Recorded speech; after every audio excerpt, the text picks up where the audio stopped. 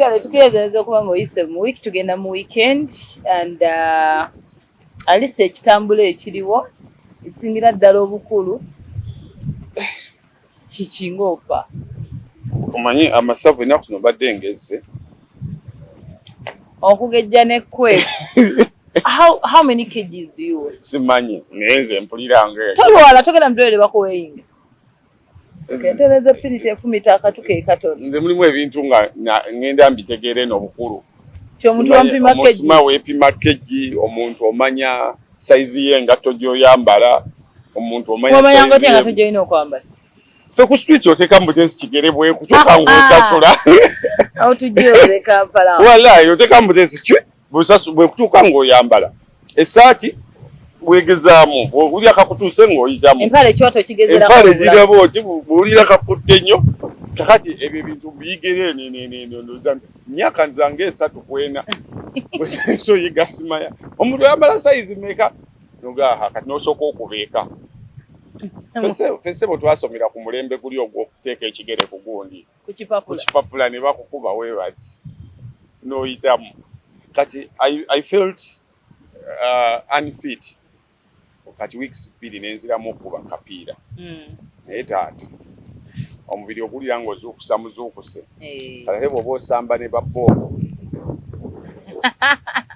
osamba ne babbooko omulimu gw'omukulu ogw'omutwe kutema so exercise is very wonderful for your omubiri gwe okubeera fit and mental nze kale exercise singa gikola for my mental well-being kati ate nze ne bwembeera omanyi stress esembayo okay I think it's now common people are stressed naye bwembeera nga mpulira bimpuba nengenda nekikwamu nina engeri gyempulira nga so mu ngeri yonna funamu wekiba kyetagisa kutambula okubuuka okudduka okubuuka is the easiest nti okikolera wennyini ewuwo bw'oba toyagala kutambula eyo gulayo omuguwa obukebuukemu osigale ng'obwongo maani okyali ku llo byonna bisobola okuganda naye obwongo kasita buvaako tulaba abantu abagwa eddalu nga tuleeti mu maaso gaffe.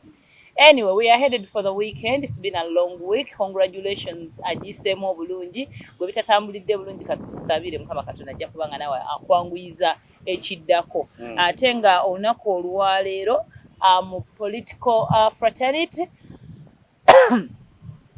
Owekitiibwa Mathias Mpuuga nga bulijjo etuwa abadaalanga oba we tubadde tubiraba everywhere olwaleero lolunaku mulindwa adiwaabwe eyo Masaka mu kusaba okusaba kuno kuli intended for what because tusabira achievements tusabira abalwadde tusabira abafu tusabira kyekirala basically kuno sijja kuyitanga kusaba according to the packaged message na kwebaza Katonda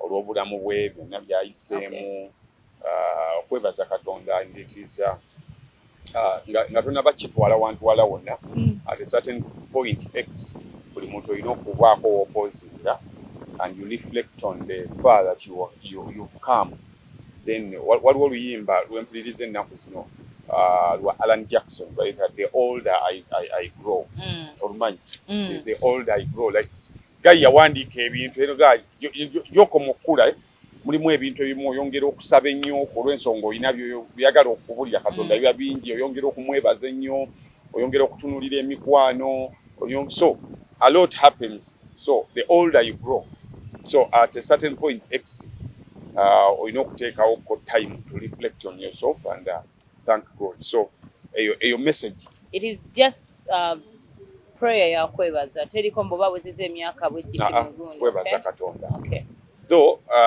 challenge kati kyafunye nti timing yakyo and abalala abadde bakitembeeta they weaponized it weaponizing nze ebigambo bibadde byogerwa as they been mobilizing for this day bibadde nga weapon trying to make omukolo nga ogulwana segera nti nga waliwo omuntu aweaponizing embaga ye n'agifuula ekyokulwanyisa bassebo ne bannyabo katwanirize omugole omukyala ayogereko abagole bajje boogereko omugole omukyala n'atandika dijje teekayo akayimba kange nagambye wabanswaliza abaali beeyita bakazi okunsinga bwaba mu kwanjulana obulimba obutera obuvuga aba lisiti yagikozedda era batakakuba tafuluma teri baddogo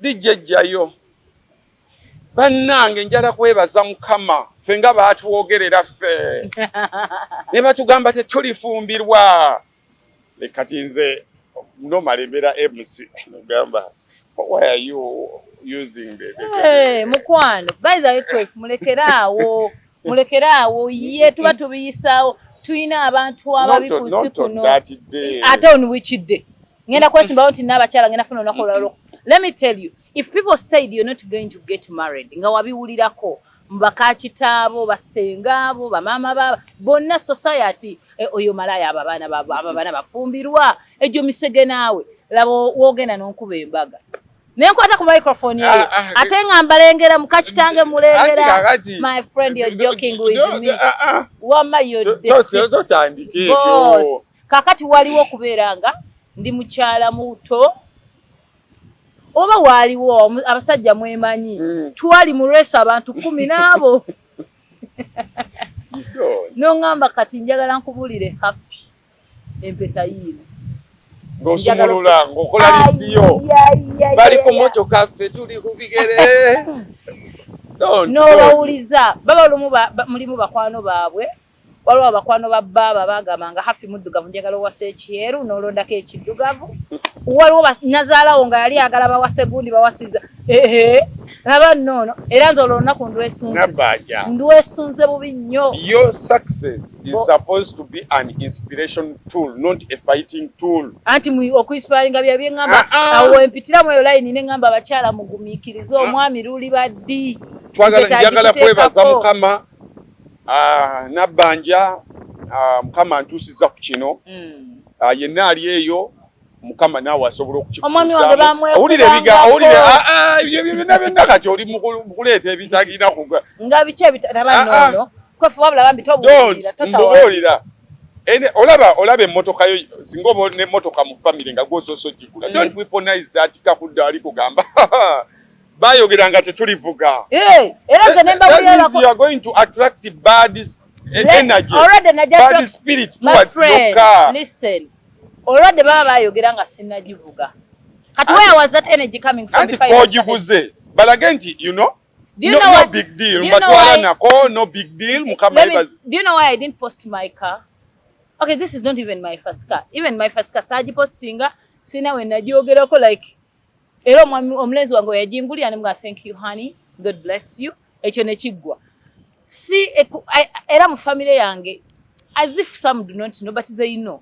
Naye why I didn't even post because sala bayo muntu agamba oyo hafi akolera were tasade oyo tasade novuga akamotoka oba kubanga wabawulirayo mukwano nali jikubye okuva ku mupiira ku steering nganvuga nganzira reverse ngansimbula maaso ngampeta olakwate waliyo ne mu mikwano omusajja amwagalira were talina kyamwa sina kye nawulirayo era nenvuga motoka yange mirembe era nenke gwe kati ngankera kumacha lwakuba Mukama mulungi ninayo omwana baba malayo oloza embuto bazijjamu bujja babirine ngamuzaala nyinzo bekitimba mwene omufula kyakulwanyisa nekyenna nekibetokota era temumanyira nga abantu mu Katonda feko bigambo bitogeddwako mu dunia muze actually shobesho kati gwerinda hata mwagamba sifumbirwa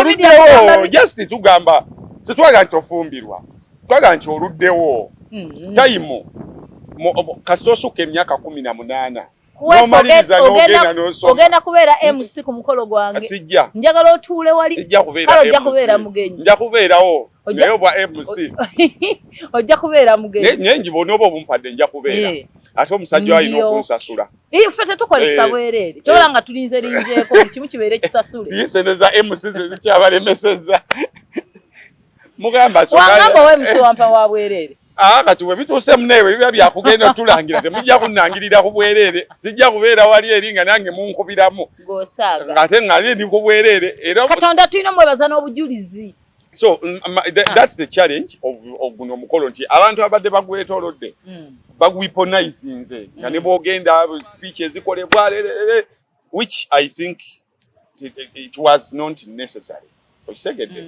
So abantu be ekubi terikyawo omu abantu be bagenda kubeerayo and life will move on. Though kigenda kuleka nti engeri gye gwabadde nti guli weaponized kigenda kuleka enkovu amabwa akukyala amabwa ga mirundi ng'etaano naye nga amabwa ago gava one timing nti timing y'okwebaza owekitiibwa Mathias akoze abaddewo ebbanga ne timing bagenza okukola omukolo guno ng'olwedde waliwo okusika omuguwa wakati wa obukulembeze obw'ekibiina kye naye okitegedde so amabwa ago gagenda kusigala because abantu abamu balowooza nti eno retaliation Kyagulanyi bwe yagenda e Masaka nti ne Kyagulanyi bwe yagenda e Masaka yagenda kusoomooza kakati noono naye ayagala kulagako so it is a retaliation so kigenda kuleka amabwa wakati ku njuyi zonna omanyi akugoba tabulwa kyakusuuza nti sayidi eno kigenda kulekayo amabwa ne sayidi eno kirekeyo amabwa embozi yani mutufu ani mukyamu bituze tubyogera ebbanga laka tuliko equals essaawa zino tufuna biki ebivudde mu kusika omuguwa kuno sayidi emu ejja kusigala nga y'amaanyi n'endala ejja kusigala nga y'amaanyi mu kiti kyabwe okulonda okubadde South Africa nja kukuwa nnyo ng'ekizampo kuba kyekiri recent kyenyinza okukuwa nti ANC African National Congress ebadde y'amaanyi since inception ebadde y'amaanyi naye bw'otunuulira olunaku olwaleero nti akatono Zuma ke yabagyeko kaabakosezza ne batuuka obutaweza bitundu 50 Ramaphosa Zuma bwe yayita emabega n'afuna kyali yakulemberamu ne bakola ekyo ekibiina ekya bakita omukonto of course bali tebasobola kuwangula kuba amaanyi gaabwe matono naye babagyeko ababaka abasukka 50 bagenza okumaliza nga percentage tebagiwezezza so Ramaphosa n'ekibiina ne baba nga b'amaanyi naye nga baanubuddwako so Abaganda bagambira nti akugoba takulwa kyakusuuza empewo ekusuuza eminyira so tugenda kumaliza nga buli omu akulubuddwa tugenda kumaliriza nga bijjo mbira mu interview za Kasuku nga bayombera omuntu akuba essimu ne bamunyiga bize naddamu nako yamunyiga bize naddamu wala interview yamuwa mirundi ayogere naye nzo omuntu kasanyiga bize omuntu omukubira nakunyiga bize naddamu n'omugana nakunyiga bize wajoolemerako singa tulwadde n'emirundi n'omumuwa n'amuwa ebibi waliwo debate gye twalina munatusonyiwa onatugyeyo ku mulamu akatono nti omuntu ogenda mu kabuyonjo n'essimu yo kati toileti zaffe zino zimanyi zitali mu palupu ez'ebweru kati n'okawanika waggulu wali eri kabere nga kakumulisizaamu then omuntu n'akakubako ne kavibratinga ne kagwa ne kagwayo mu kinnya ani ali responsible okusasula essimu eyo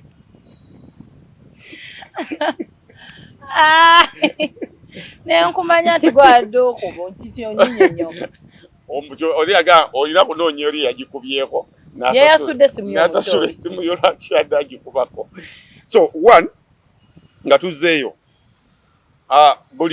buli wabaawo kino ngenda kidisikasingira mu ango ya okusika omuguwa kati okuliwo nti ango eri ey'okwebaza yaliwo it is a wonderful gesture ne tugenza okumaliriza nga ango emaliriza nga it is a war kweragako ani who is who omusajja oba afaaki bannange ali kugamba nkulaba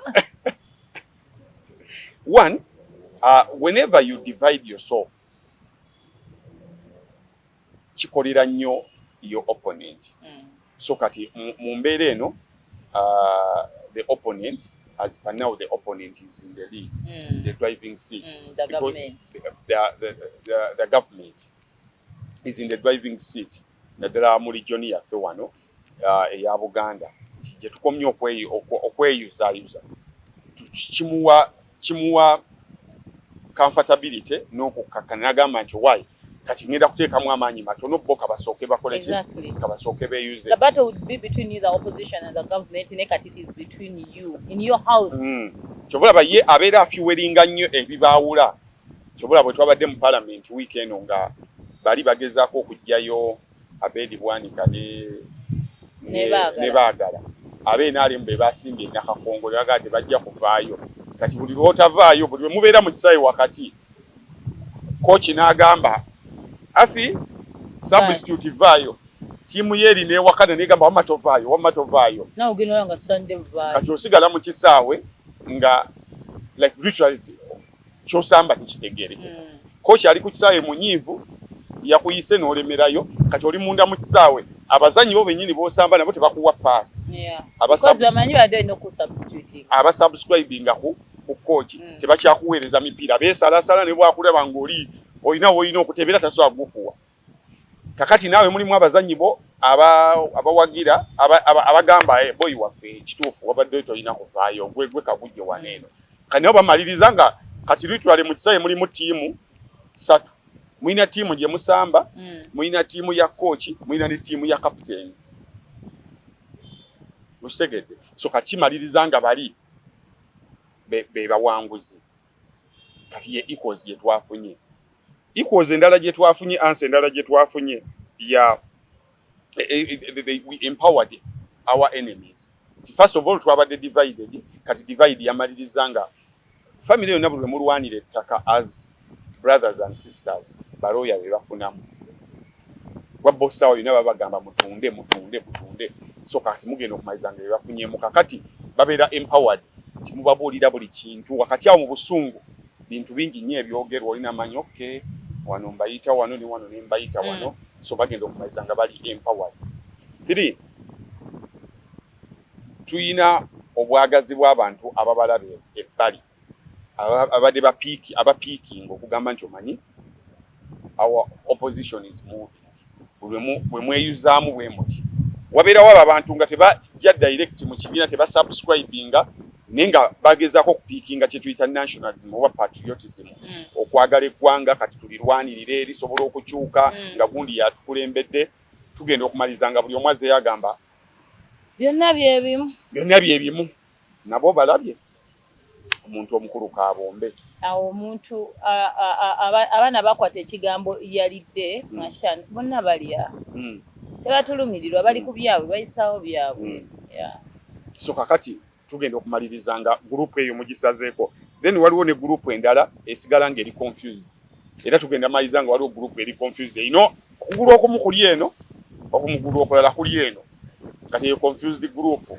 naye weeri eyina ensonga zaayo bali bwe bati kakati ebyo byonna bina bikolera gomba muvuganya so ye equals egenda okuva mu lunaku olwaleero because of the weaponizing of the saala n'okweyuza emyezi gino egisembyeyo gibadde ng'esatu so NRM bali eyo bakuba gudiigudde era ogenda kulaba nga bawagira nnyo saidi gye twandiyise nti oyinza okuba yennafu bagenda kugiwa nnyo omuliro esobole okufuna amaanyi bali babeere nga benkana osegedde so de lunaku olwaleero but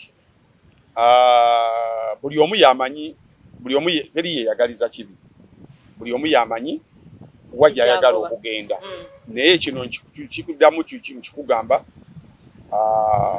buli omu loyo bw'oba olwanira kigamba bulijjo nti be on principle otherwise people abantu abakukulembedde bajja kweyuzangamu because of personal interest because of party interests bajja kweyuzangamu naye gwe nga gwe osigala ogamba osigala ogamba oluguudo terubi osigala ogamba mu ddwaliro temuli mu ddagala osigala ogamba twetaaga emirimu sigala ng'olina ky'ogamba nga wabiri sittinga down lwaki oli ku opposition. You don't be on opposition because of someone. Nade ndaba Bobi Wine yadde South Africa tebambuuza olirwedde okufiiririra naga nedda nze siri Yesu sigenda bafiiririra bwe mba waakufa ndirwedde okufa naye nga neefiiririra era na buli afudde mu bino byonna bye tuyiseemu tafiiridde nze yeefiiriridde so naawe funa ensonga zo obeere nga buli kimu ky'oyogera nga ne bakuzza mu kasonda tosobola kugamba nti Hafi yampabya. Wait, did you see those MPs? Omusajja oli yagambye. That was quite embarrassing. Twabadde mu lukiiko n'ababaka abalala 10 yali aganye signinga ku mikono gye tunoonya wasigadde no 6. N'agamba nali nganye signinga kakati ekinteesezzaako omukono twadde mu lukiiko n'abantu 10. Mubaka omu yekka yangambye si signing omwenda gwonna ne gungamba ngene signing nange ne signing. Era ebiriva mu kusayininga. You people, omuntu omukulu ku nsi kuno bw'oba tosobola kwereasoningira, you have a very big weakness. Nzola n'omwana mu challenge nga ne mugamba egulada mbuza SPS square ne mugamba ojjajji wange gezaako golowooza eriki. Omubaka omulamba alina no constituency gy'akiikirira era bamwesiga okukamala. So ebintu bya gundi yampabya ku njuyi no zonna. Someone is supposed to advise you, but what is your decision? Yeah. So we tuli awo, the rest tunabiraba nga ebinaba bizze. Omubaka yayiseemu eggulo ng'akola grand entry mu kibuga Masaka. Byayingidde. Omukolo gwabadde gw'amaanyi. Naye eno weaponization like natunudde ekyabadde ku social media. I think also why we call it like so much like weaponization is the only time we've seen Honorable in particular Mpuuga like stand up is in campaigns. Kati abantu abatali mu kunoonya kalulu. So nze whatever happened on social media wakati yetugoberera ennyo yekulembedde. It was so absurd to see people who were once brothers, sisters speaking the same language. Nga waliwo abaleeta bu video obulaga nti alina abantu batono, waliwo abalaga abaleeta nga balaga alina abantu bangi. So buli omu ng'asuuba kukakasa. Okitegedde? It was so absurd. Naddala mu bantu abanoonya change, otunula, you don't want to jubilate on the side of abagamba yafunye abantu batono mubulabye bwafunye abatono.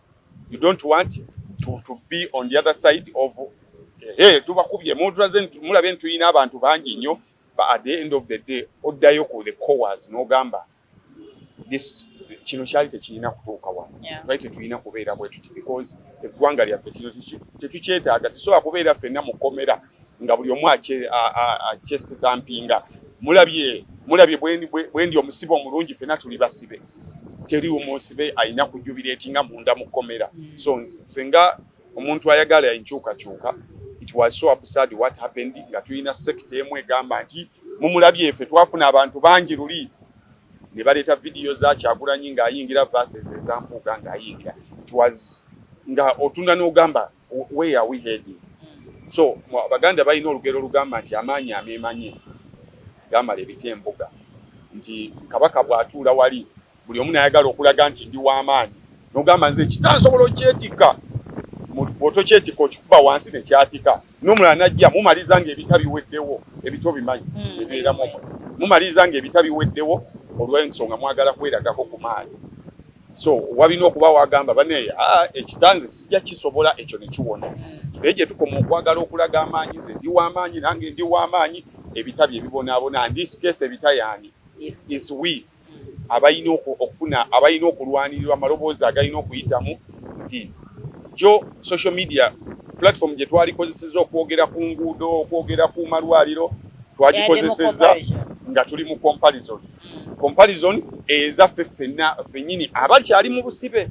So it was so absurd. So Kamaru kwata omuntu ono ayinza okuba nga kale kakati olunaku olweggulo munnange twaddere tufunye ekizibu mu ggwanga lino. My personal person yadete and we have a child together. Nyamusolo. Mune my personal person and we have a child together. Bane bade bamukubya amasasi. Story yazze saza denga mukaaga. We nagitegeredde nga njirabe etambula. Nengamba bagala kutukola ki? Antuka abapaka Museveni lwava ku ntebe. Siyasa ebaga nti Nyamutolo wadde bamukubya amasasi simanyi kigambo kikyavudde ngamba Kenzo. Ati waliwo omuntu. Mwene eggwanga kiba kibatuuseeko. Twakinozaako kano omukazi terina kimuno yali alina kyabadde. Omukazi yanoba bunobi, omukazi n'agenda, era omukazi yali ng'agamba bamuyisiza bubi obufumbo tebukyagenda mu maaso. Owasayimo ng'anobye, ow'abagagga bonna abali mu ggwanga yali anobye, ekyali wali tuulu. Era Mukama Katonda munange oyambanga. Nyamutolo naye nga tetunatuuka ku Kenzo. Bino mbagamba olaba ffe tuddawo ne twogera ebintu. Aba ne balooza we are wasting time. Buli ekituuka ku muntu, come out and speak about it. You never know when it will happen to you. Osegera abamu babeera mu NRM eyo ne bagamba ebyo bya opposition. Ekintu kyaba kyegadi okuba abantu amasasi tekitandise leero. Bwe bali bagenda okukebera lino eddwaliro eriri gye bazimba nga lidda wansi.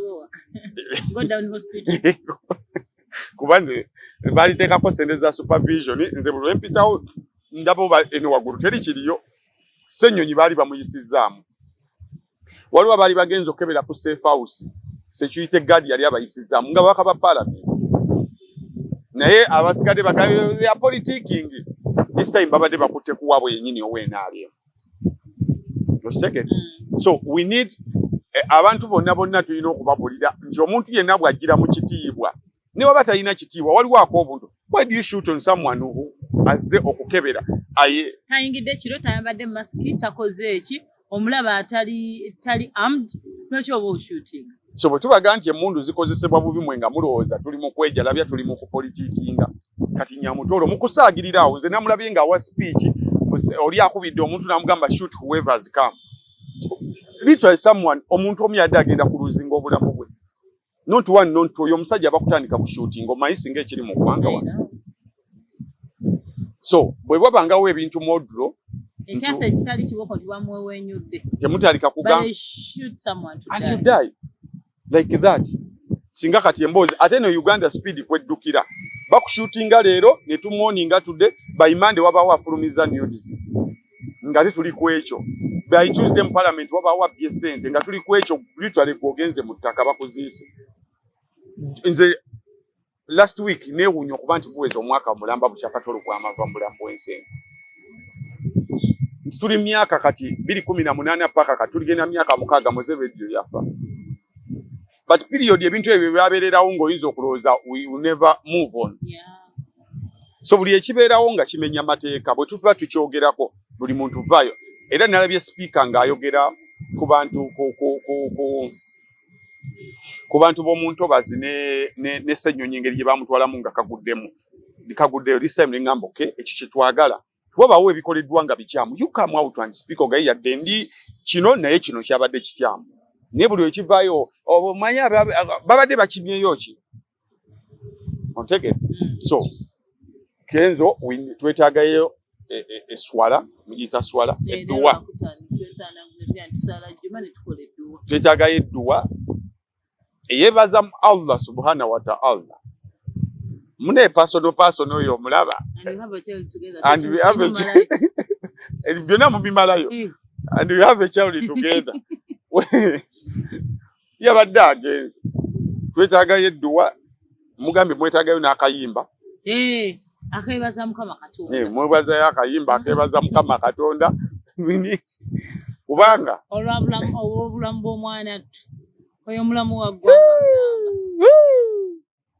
naye gwe nakirowoozezaako ne ngamba singa tuli ku ki alesa Kenzo ng'ebitiibwa bimuvuddeko byabadde atandisa ate ebitiibwa ki byayina oyo manyi akuumibwa nga Golodi Kenzo akuumibwa munene okuumibwa tekikwetaagisa kuba nti wawasa minisita Gulavita alina amagye agamukuuma naawe kuumibwa akati ye bamukuuma mu extra nze ndi kiyenje sirina kiddako ng'avudde ku ye nga y'omuntu tino yeetagasa babawunsa kati muli wantu nga balina babawunsa kati nange nkongerako eyange madamu ayongerako eya dadi osaaga bino ebitusobola tebijja fwa Kenzo kati alina priorities weziwaayita nti asula n'ebyama by'eggwanga actually bamukuuma kuba nti asula n'ebyama by'eggwanga omanyi wakati nga guseka abantu boogera ebyamaawo gaba naye onsonyiwe nduddeyo nga pulezidenti tubadde tukyateesa kugeri kije tugenda nagundawo ekyamaawo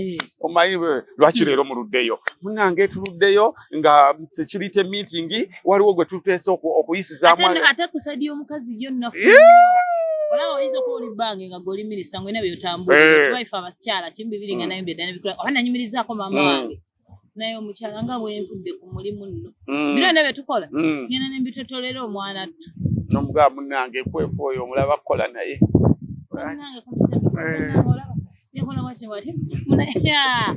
genza ebyama by'eggwanga byayina kati bamukuuma n'okusinga minisita bade niwe twebaza mukama katonda bandi mwe temuzanya na sasi tujja giyita accident ng'omuntu amaze okufa. So ba security guards mwenna and whoever has a mundu let's respect each other. Naye natulidde Gravity ng'ayina amagye yabadde apakinzaawo makindye ng'ayina baliba kakookolo bamukuma lwani simanyi kakookolo obusajja nga n'okulabika face tezirabika ng'emmotoka ye eri awo eriko ekyo kigambo Gravity nga waliwo majje ayimiridde sayidi eno majje omulala nga nabadde actually nva ku shooting eri ewa Edison eŋŋamba banna sente byekola sente I want to find a better reason eŋŋamba bannaayo simanyi namagye bagahayaringa ng'omuntu ohayaringa gundi noteka selike nga gakumi osobola okugendayo bwe kiba kyetaagisa enzera by the time you go there kiba kyetaagisa waliwo abatyanga muwala wo oli akola mu tawuni kyetaagisa kola story esembayo gwe kakati wadde oyogera ku mboozi mu Lubigi tawulya speaker bye yayogera as if she was sympathizing era nagamba bagenda yita abannema babatuuze bababuuze temwalaba abantu nga bazimba gye byatandikira temwabimanyaako kyaba kitya kyekyatuukawo but also president yadde alina okwatu oba yanikudde speaker oba yanikudde ani president yadde mukambwe yatalinako yadde akaseka lwe nategerere president amanyi Ssenyonyi tamumanyi leader of opposition you know Ssenyonyi is equally to the president Ssenyonyi by virtue of respect leader of opposition is as big as the president. President yagambye there is someone I know oba is Ssenyonyi neŋŋamba ezzalawo oliraba so buli omu wafuna kyasa ezzalawo ayisa munne oba is Ssenyonyi is Ssenyonyi nga president neŋŋamba boy wange lino ezzalawo oliraba eryo ezzalawo nze ndinyumya nnyo ku biseera ku piiki ya nabbi omukazi oyo omulaba oyo bibuuza ku piiki teyali bibuuza ne nabbi omukazi banjawulo nabbi omukazi oyo bwe bagamba nti alina obugere bw'embuzi kati oli ajja Timadiino nabbi omukazi ku piiki ye bamukyaza ku katogo kalwanga Douglas nobwa naye gwe ne pastor Bugembe Jjuuko yali agwa mu nkambi ya Yiga gwe ne pastor Bugembe lwaki temukwatagana koye pastor Bugembe yaliwa njala okujjukiza nti we babuuliza nabbi omukazi mu nsi ya Muganda mulimu nabbi omukazi pastor Bugembe yali yakubadde okuva kasaati ka yero nga kadi ya gospel ya Gina ne Judith babiri Bugembe yaliwa aba pastor Bugembe owe Nansana Nansana Bugembe gwe mmanyiyo si muyimbi ate si pastor Kolo nategera abana b'embogo ba Bugembe neŋŋamba bannange akati le president yatulaze nti Ssenyonyi wamulowooza muno is a leader of opposition ye tamumanyi he doesn't approve those people as the president. He approves by the virtue of nti baweebwa emmotoka baweebwa privileges abeera yero alina embwe zalawo libaako emyaka anti obujja obulaba bwe tosangako bantu ba myaka 95 ng'omu wa 95 mulala wa 94 naye nga bajja na bajja era basigala bagamba akakazaako temulyayo gaje naye nga bakuze emyaka 95 omusajja gwe baayagalako n'okufa yafaana dda naye nga bo bakyetwalira. So president issues ze yaraisinze ekirungi yakkiriza nti nema nnafu obunafu bwa nema weebuli osegedde naye lwakuba ye yakondemiize nnyo abazimbayo mu ntobazi n'abuuza lwaki ozimba mu ntobazi tolina maaso tolaba nti ozimba mu ntobazi of which fena tukkiriziganya n'ekyo kikyamu okugula mu lutobazi kikyamu okuzimbayo naye president bano balina obunafu bwabwe naye the biggest blame goes to your government. Osegera nti akakuba okalaba bwe tuba tulina paspalam omuntu omu n'ayita mu kkubo n'ayita wakati mu paspalam n'agenda wabirabanga mu ssomero nga tulina paspalam omuntu omu bw'ayitamu n'agenda n'omulala n'agenda mugenda okola ne prefect ayitawo naye agenda mugenda okola n'abasomesa batandise okuyitamu bagenda kakati nze mwana mupya munsuubira nkole ki nti mwana mupya nange nkiraba ntuyita kati naye akakubo nsanze kaakala era kitwala nti munaye ndoza wano bwe bityo bibeera teacher teyampe muyita nikine mchoka nagisanga ngamba linyalye ningamba naye kakati mwono omusajja emyaka gyamaze wano ntekimanyi munana amuyita Kaala Mr.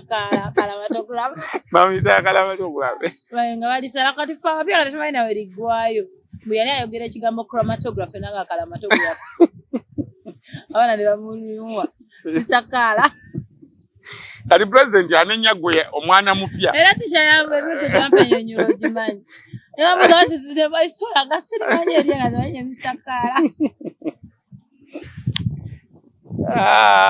so president oli mutuufu naye ffe bano abagula mu ntobazi balaba buli kimu ekigenda maaso balaba minisita abagula mu ntobazi balaba abachina abagula mu ntobazi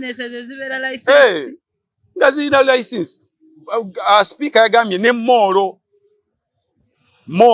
wano mu Uganda tetulina moolo zisuka 10 moolo tuzibalira ku ngalo tumanyi buli moolo weeri moolo ezo z'abaani.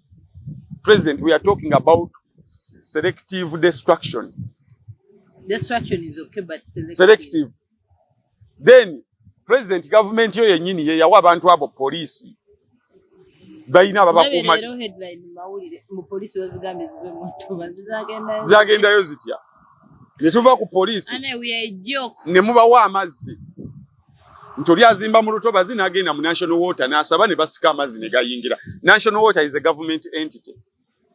Oli n'asaba amasanyalaze ne basika omuti ne baguleetayo. Kitegeeza you are proving that is a society. N'ababala abantu bagenze ne babalayo.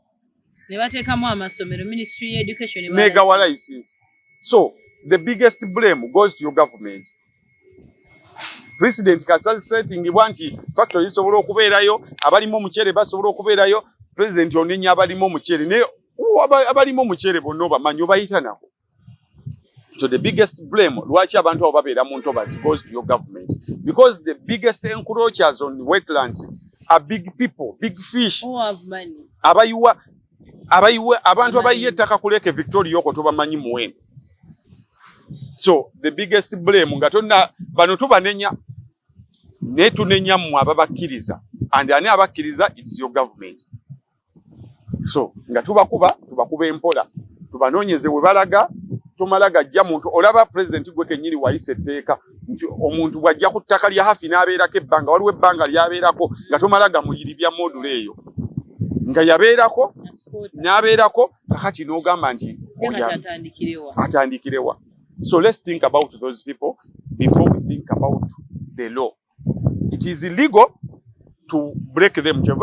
Statement here naji kutenyo. Not anything that is illegal, it is ethically right. It is illegal neme ekolera mu mateeka okulwanira otobazi. Naye ethically is it right? Si kituufu tulina okusooka ne tumanya tubawe ebbanga ne tubateekera. Omuntu nze gwenjala bagobe nga tebamwebuuzizzaako ye muntu eyaguze eggulo aba atandika okuzimba ne mujja noli azimbye kati then munoonya ani amuguza kuba ne atunda olutobazi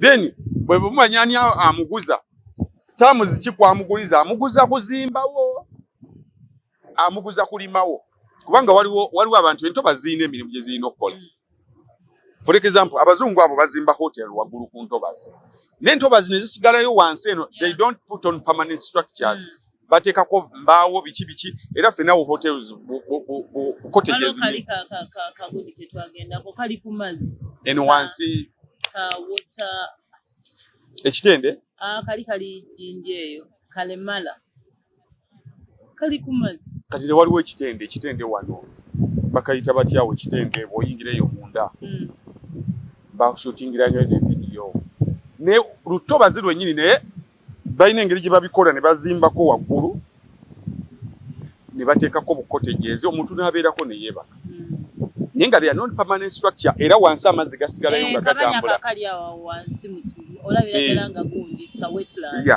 naye bakolamu amazzi engeri gye gatambula kati oyo mumuwa license ng'akola ekyo era emusanga ng'ataddeko permanent structure oyo mumuyirimu so it is your government to blame for big bano bantu batono tuyina bakaguje bakwateko nga watandise okukwata ku b'enguzi let's pray it tusangeko hoteli y'omutungo eri wansi naye muzimanyi muziyitako okuta obuyumba bw'abantu mwe bagira nga bakyebase botanabana warning mubayiye mubataddewo otherwise tugenda kutandika campaign togula mafuta mu lutobazi tosula mu hoteli eri mu lutobazi bulola togula omuntu tunagagulawa petrol stations zonna nga ziri